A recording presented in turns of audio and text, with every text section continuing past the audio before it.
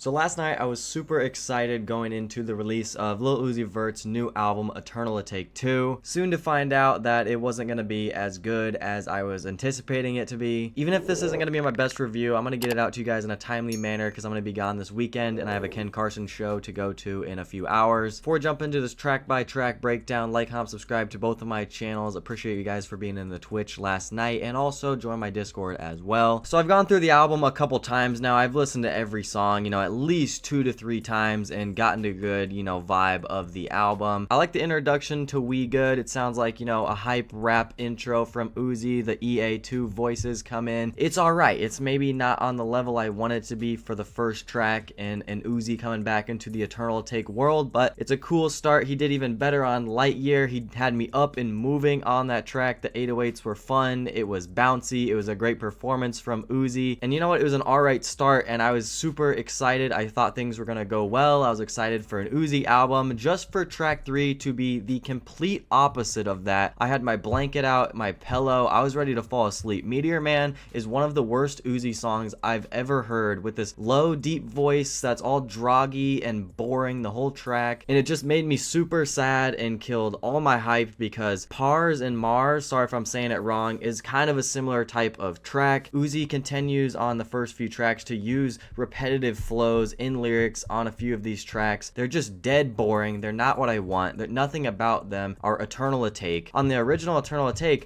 Uzi gets pulled up by a UFO. He doesn't know where he's at. There's a whole storyline going on and the quality is a lot higher. I realized early on, wow, we are in a deep hole right now with the start of this album. The Big Time Rush feature on The Rush, which was yet again another similar song in this lane that I just absolutely didn't like. Kind of got clickbaited with the Big Time Rush feature too. I don't know if it was just a sample or what, just a little intro and outro that didn't do much to the song. I was hoping maybe to get a creative boy band pop rock song or something fun, but at that point for not an option, which does bring me back a bit. It hyped me up. I was hoping maybe Uzi would continue that pattern, but no, he gives you She Stank, which is another terrible track with terrible lyrics and boring performance. He's not going to save it on the verse. Uzi, I don't even know how he managed to release a few of these tracks, or maybe you drop a single a long time ago to test this sound out. That's cool, but he was going in the complete opposite direction. I was lost, and there was nothing about this album that made it Eternal Atake. He should have named it something different. And it was just really frustrating that through the first half of the album, the first 8 tracks, he shot 3.5 out of 8 from the field, which that just doesn't happen with Uzi. He's supposed to be one of the GOATs. He has this fantastic catalog. He's supposed to be the top rapper from that 2016 class, and he's given us classics before with Love Is Rage 2, Uzi vs. the World, Eternal Atake. I even thought Pink Tape was no skips. I'm a day one fan of that album, but I'm not going to be a day one fan of Eternal Atake 2. This was frustrating. I was so excited for the trailer going into this. I thought it was amazing, and I was so excited to see the sequel to the best album drop of all time with Eternal Atake. There's a few songs I even have favorited, but are not crazy Uzi songs by any means, like a Mr. Chow, which I think he did better on I Gotta on Pink Tape if you want to go for a similar type of beat and performance on that song. Lift 'Em Up, it's like he's trying to incorporate drill in a way. I don't know. I'm just not comfortable with this Uzi style. Chips and Dip, the 808's gonna blow up your speakers. I get what he's going for on this one, but again, it's like I don't really see too much replay value even in the last couple tracks. I don't want to be negative the whole time because at least I'm gonna play a handful of the tracks. By far the best part of the album was this second half, particularly in tracks 12 to 15 are all 4 of the best tracks on this album to me. I don't want to discredit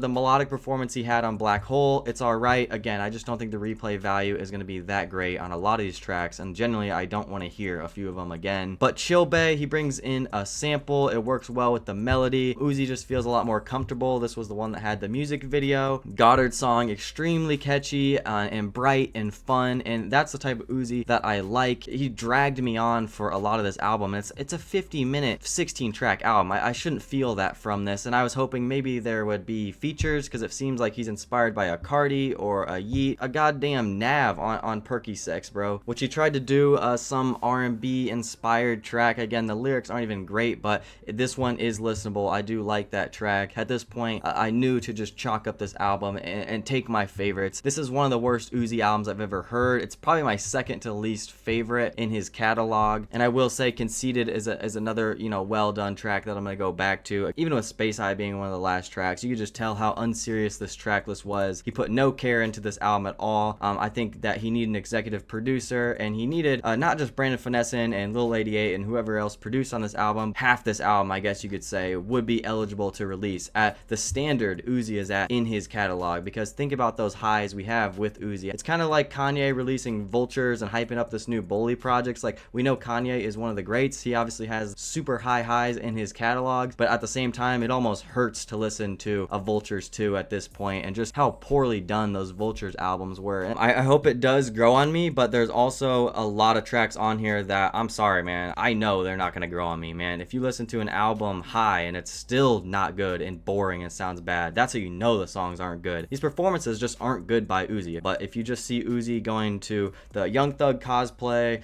to doing Love is Rage 3, to now doing this, I don't think he knows exactly what he's doing right now musically. I wouldn't even call this experimental. I don't want to see people even say that. Whoop-de-doo, he changed it up and did low voice and hit whippets on a few tracks. The production's not good. Uzi's a way better rapper than this. I'm kind of done just going in, and I'm still frustrated and disappointed, and you know, I hope my opinions can change in the future. But to pull up my tier list here of how I rate all my albums and my reviews, I know it's only the first day, it's the first thoughts in my review, but I'm gonna have to go ahead and give this album a mid rating, unfortunately. Let me know in the comments down below what you guys are thinking about this album. Do you have any favorite songs on this project? My Twitter, Instagram are right here. Subscribe to both of my channels, join the Discord, follow me on Twitch. I'll catch you guys soon with more videos and reviews. Peace.